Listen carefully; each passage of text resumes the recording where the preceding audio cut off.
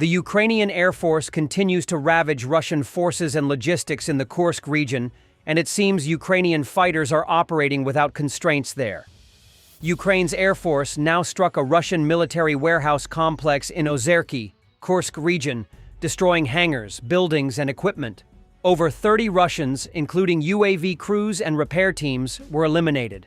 Before that, the Ukrainian Air Force struck several important Russian targets in the Kursk region, mainly using US-supplied GBU-39 JDAM bombs. Russian soldiers were riding along so nicely, only to have a drone hit them just as nicely. The threat from Ukrainian drones is constant, and Russian soldiers are always on edge. Здесь только налево. Налево, наверное, нам надо, да?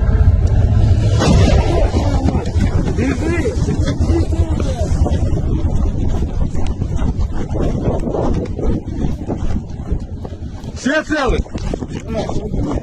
Давай назад. The occupiers drowned in an armored vehicle near Kupiansk while attempting to cross the Oskol River. The enemy continues attempts to move to the western bank of the Oskol River.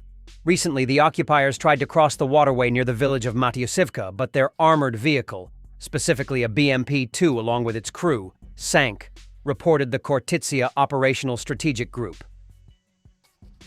The drone designed to intercept Shaheds has been shown to the public for the first time. It operates at altitudes of up to 5 kilometers and reaches speeds of up to 200 kilometers per hour. In just 2 months of operation, it has shot down over 20 Shahed drones and nearly 10 reconnaissance UAVs. China on Tuesday slammed U.S. Vice President J.D. Vance for his comments about Chinese peasants in an interview that has drawn widespread ire and ridicule on China's internet, and comparisons with Vance's own self-proclaimed hillbilly background. Speaking to Fox News last Thursday, Vance defended President Donald Trump's market-hammering tariffs and railed against the globalist economy. What has the globalist economy gotten the United States of America? And the answer is, fundamentally, it's based on 2 principles: incurring a huge amount of debt to buy things that other countries make for us, Vance told news show Fox and Friends. To make it a little more crystal clear, we borrow money from Chinese peasants to buy the things those Chinese peasants manufacture.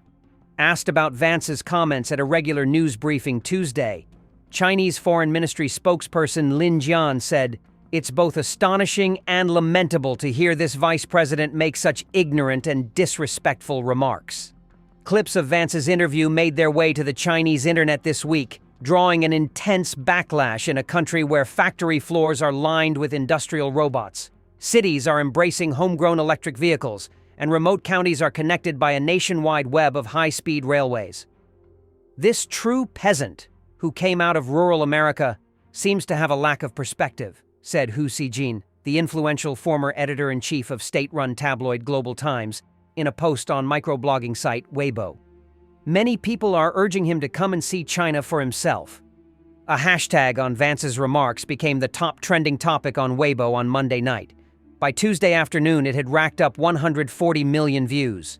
"Look, this is their true face. Arrogant and rude as always," said a comment with 2,900 likes. "We may be peasants, but we have the world's best high-speed rail system, the most powerful logistics capabilities, and leading AI, autonomous driving, and drone technologies. Aren't such peasants quite impressive?" another said. Others noted the irony of Vance's comments given his own working-class upbringing as depicted in his 2016 memoir, Hillbilly Elegy. In the book, Vance chronicles a childhood plagued by poverty, abuse, and his mother's drug addiction, and spent partly in Appalachia, a corner of the United States he felt had been forgotten by wealthy elites.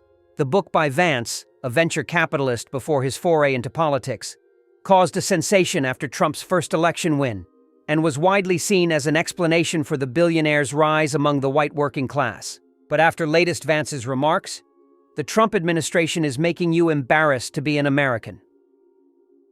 The Russian army has received a new batch of BMP-3 infantry fighting vehicles, now equipped with additional protection, including against drones. The Russian state corporation Rostec reported the delivery on April 9th. These vehicles are leaving the factory with anti-drone grills designed to provide extra protection for Russian forces on the battlefield. This marks the second batch of such armored vehicles to be delivered to the Russian army this year, following the arrival of the first batch in early February. It is claimed that the BMP-3s come with additional mounted armor and anti-cumulative grills, covering the side projections and nose of the vehicle. In addition, the new BMPs are equipped with quick-detachable anti-drone braziers and cloaks made of non-combustible material to reduce visibility in thermal and radar spectrums. Russia hopes these upgrades will increase the survivability of their vehicles in combat. Rostec also announced that since 2022, they have increased production of light armored vehicles by nearly 3 times. In addition to factory modifications, Russian forces are also retrofitting BMP-3s with DIY-made braziers, screens, and electronic warfare systems to protect them from drones, which have become a primary threat to armored vehicles. Recently, a photo of one such retrofitted BMP-3 appeared on Russian propaganda resources.